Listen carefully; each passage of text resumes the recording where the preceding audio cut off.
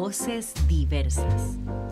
Conduce Félix Rivas. Buenas tardes, buenos días, buenas noches, depende de dónde nos escuchen.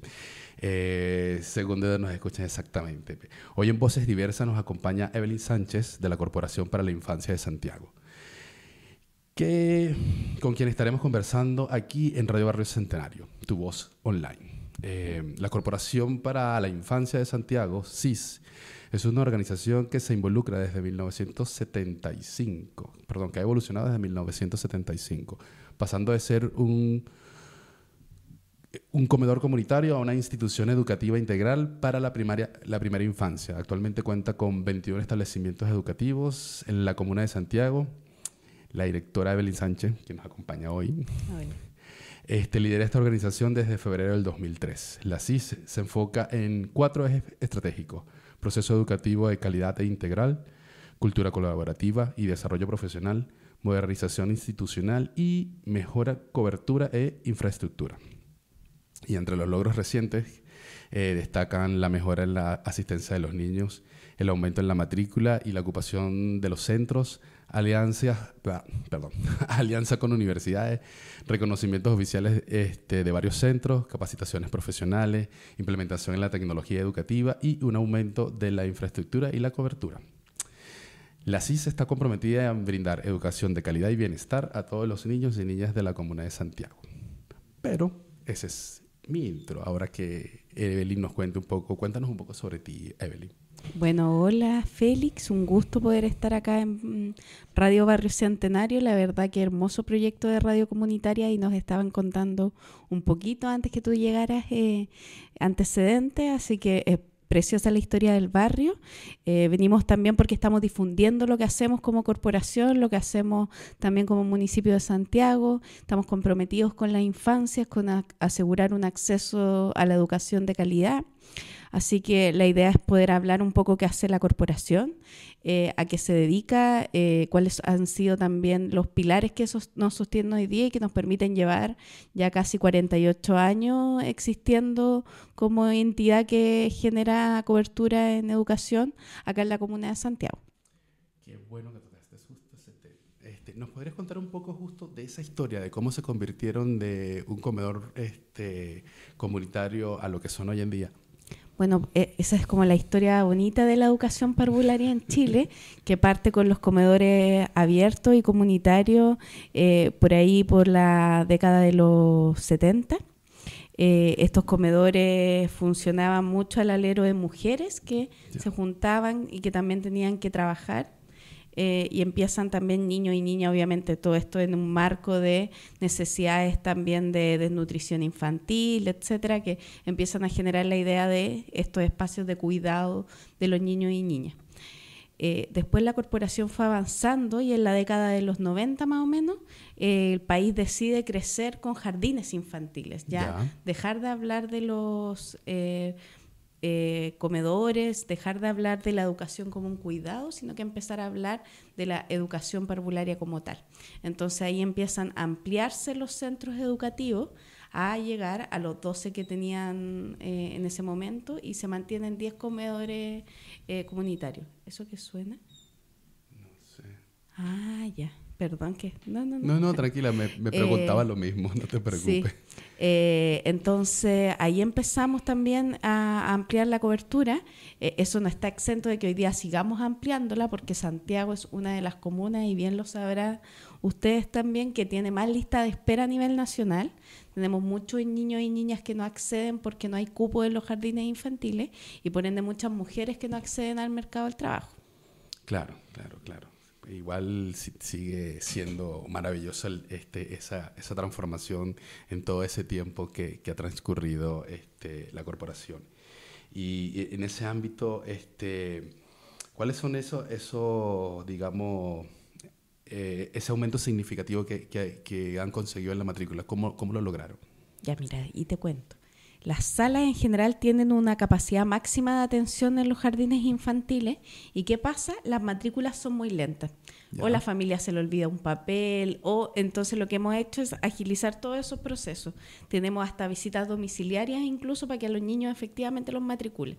Eso ha permitido tener más niños matriculados y además fomentar un proceso de asistencia, porque no es lo mismo estar matriculado que asistir todos los días permanentemente. Por ende, si es que no asisten, no se dan los aprendizajes y no pasa la magia de la educación tampoco. Claro, por supuesto. Entonces, lo hemos logrado con visita domiciliaria, con mucha coordinación también con los centros de salud familiar, los CEFAM, en torno a los controles del primer niño sano, etcétera, para poder pesquisar ahí aquellos niños y niñas que tienen que integrarse a la red de educación parvularia, que estamos hablando de las edades entre 0 y 4 años más o menos. Ya, perfecto.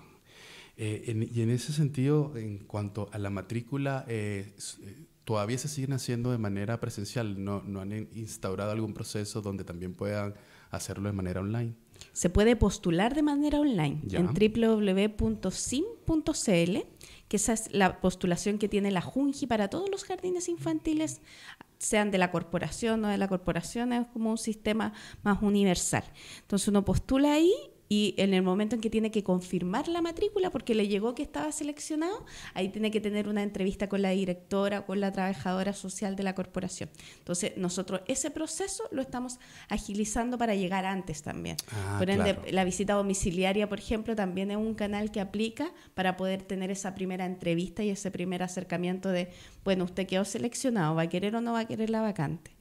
Exactamente, justo a eso estaba pensando. O sea, cuando ya ustedes tienen lo digital, que ya lo tienen, digamos que preaprobado, claro, entonces van a hacer las visitas para acelerar el proceso. Exacto. Fantástico. Evelyn, cuéntame un poco también sobre esto del desarrollo profesional en el CIS. Te cuento un poco ahí. La educación parvularia en general, bueno, es bien antigua. Este año cumple 160 años la educación parvularia pública. Wow. Las educadoras de párvulo han sido bastante, yo creo que desplazadas en general como docentes, y lo hemos visto y ellas mismas también lo sienten así, y dentro de eso nosotros lo que hemos querido es profesionalizar esa labor, porque esa es una labor relevante hoy día, junto con la de las técnicos en educación parvularia. Entonces hemos llevado a cabo un programa también de capacitaciones que antes no existía y de formación, de capacitación certificadas con universidades. Eso ha permitido que la gente en el fondo también esté en su trabajo, pero también genere procesos de mejora y de formación propia profesional.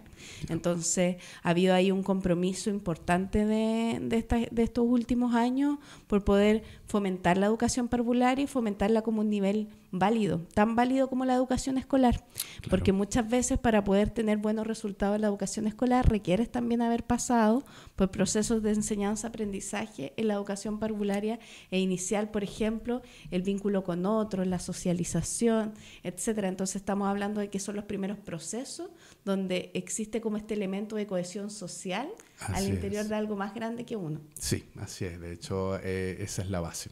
La base justamente parte de ahí. Si tienes una buena educación desde ese nivel, ya en adelante quizás siempre depende de uno mismo, pero ya por lo menos tienes una base que te hace continuar dentro del proceso. Exacto.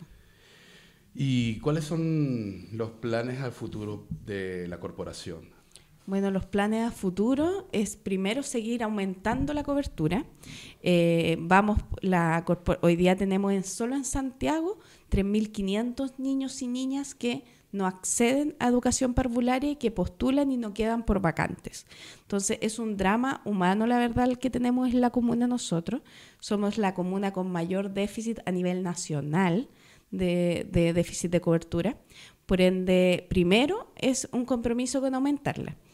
En eso tenemos un plan de aumento de cobertura de 1.071 nuevos cupos en educación parvularia, los cuales van a llevarse a cabo entre el 2024 y el 2026, en la medida en que los proyectos y las obras de reparación y de aumento de cobertura van egresando y se vamos cumpliendo los plazos. Entonces la idea nuestra es poder ampliarla, poder seguir en un ejercicio de que ampliar la educación pública también, También estamos mirando modalidades distintas. Por ejemplo, hicimos el Centro de Aprendizaje Familiar, CAF, que fue también una iniciativa comunitaria que nace también de nuestra lista de espera de estos 3.500 niños y niñas, que fuimos contactando a algunas familias e invitándolas a participar a un programa que duraba de lunes a viernes todas las mañanas, donde no se atendía solo al niño y niña, sino que a la cuidador o cuidadora. Y en eso nos pasó que llegaron muchas abuelas que cuidaban y abuelas que nunca habían tenido una experiencia con la educación inicial. Entonces decía, es que me fue maravilloso poder entender que, no sé, como jugando con mi nieto iba a generar un proceso que se llama un proceso de aprendizaje en él. Claro, un proceso de aprendizaje. El aprendizaje de los niños es a través del juego. Del juego, exactamente. Entonces, era muy bonito cómo se generó ese proyecto. Ese proyecto fue una innovación educativa súper relevante. Ese es el CAF, ¿cierto? El CAF, sí. Perfecto. Justo te iba a comentar que me explicaras un poco más sobre ese proyecto, que me lo salté. Sí, no, ese proyecto fue muy bonito porque nace de esta lista de espera. Nosotros lo hicimos con Educación 2020, ahora estamos buscándole financiamiento a ese proyecto.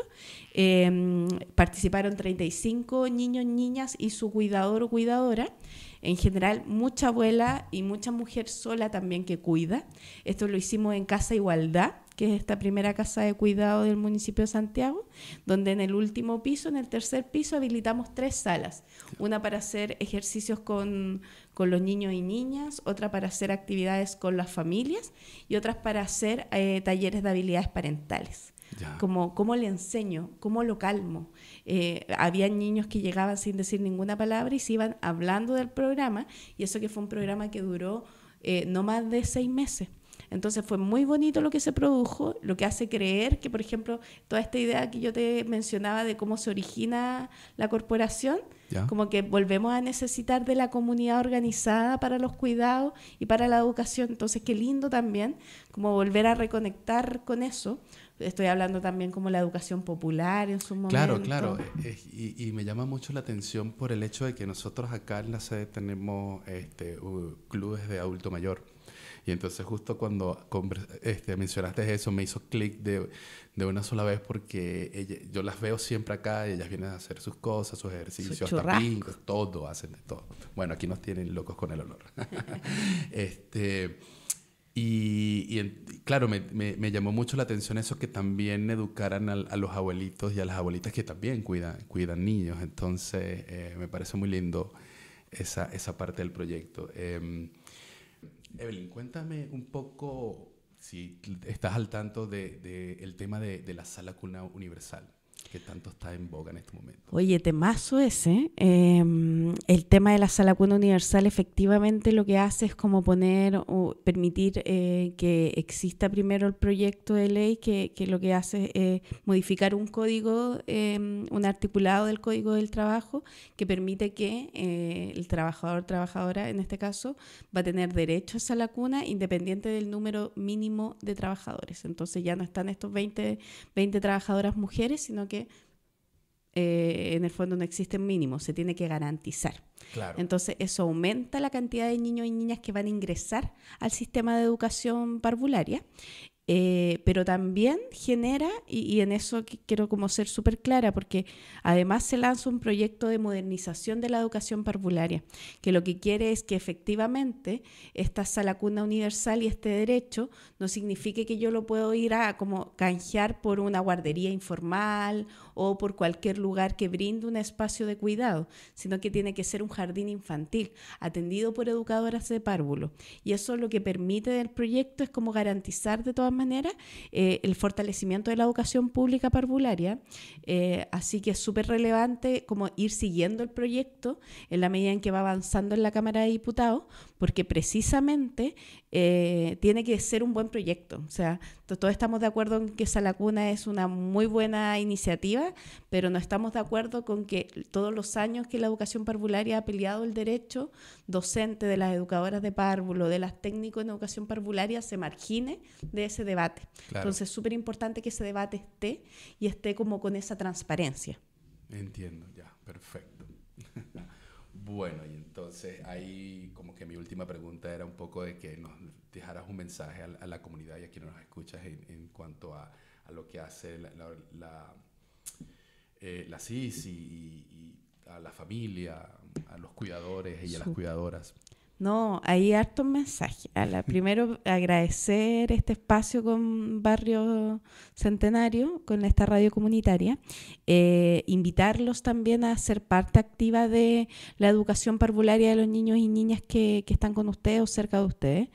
La corporación todavía tiene vacantes en algunos centros educativos, así que ahí el llamado a que nos escriban a través del Instagram infancia_Santiago para consultarnos por dónde quedan cupos disponibles. Hoy día tenemos cupos disponibles cerca de el barrio Franklin, por ahí por Víctor Manuel. Acá cerca por barrio Brasil Yungay estamos con harta demanda. Tenemos 6 jardines infantiles. De todas maneras, importante postular, porque independiente que no quede en la primera selección, hay niños y niñas que se van egresando del sistema y que por lo tanto se pueden asumir esos cupos. Claro. Así que importante postular, dejarle a la comunidad también la relevancia que tiene la educación en los primeros años. Yo creo que la hemos mirado muchas veces como no le hemos dado el lugar que corresponde, y la infancia no es mañana, es hoy. Hoy día hay que preocuparnos de los niños que son hoy. Y de los adultos que somos también. Entonces, qué relevante también poder tener espacios para hablar de educación, y qué relevante poder generar herramientas efectivamente de aprendizaje en los niños y niñas. Así que de ahí que solo llamar a que nos sigan en la corporación. ¿Cómo pueden postular las técnicos y las educadoras? Me soplan por acá una radio escucha.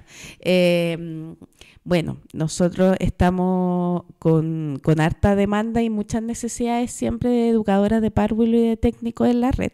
Así que ahí, si usted es educadora o técnico y quiere mandar su currículum, mándelo a rrhh@infancia.cl, que es el correo de recursos humanos, para que usted mande ahí su currículum como comunidad. Si es que nos está escuchando ahí alguna educadora o alguna técnico, siempre se requieren manos, por ende tener una batería también de currículum y de profesionales que quieran sumarse a este proyecto es súper bienvenido.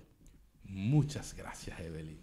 Y bueno, esto es todo por hoy en Radio Barrio Centenario y en Voces Diversas. Muchas gracias. Muchas gracias a ti, Félix. Gracias por acompañarnos en Voces Diversas.